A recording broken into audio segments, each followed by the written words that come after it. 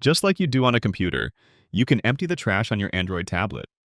We'll go to Settings first, and from there, navigate to Device Care, or at least that's where it is on Samsung devices like mine. On some devices, you'll find your trash under Settings and Storage, or in the Files by Google app. On mine, I have a storage section here, and towards the bottom, there's my trash. This will show a breakdown of all the apps that have files in trash, and even though a lot of these will automatically clear after a certain period, I can also manually go in and empty the trash files.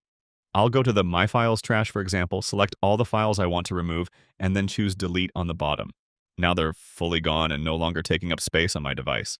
The trash can have some pretty random things in it, like these reminders I have here. These basically take up no space at all, but if I wanted to keep things clean, I could delete these the same way I deleted the earlier files.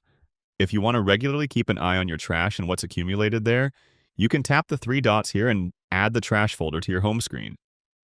With that, you'll get a little trash folder on your home screen, which allows you to hop back in here with a single tap without having to click through your settings. Click the like button if this helped, and subscribe for more guides like this.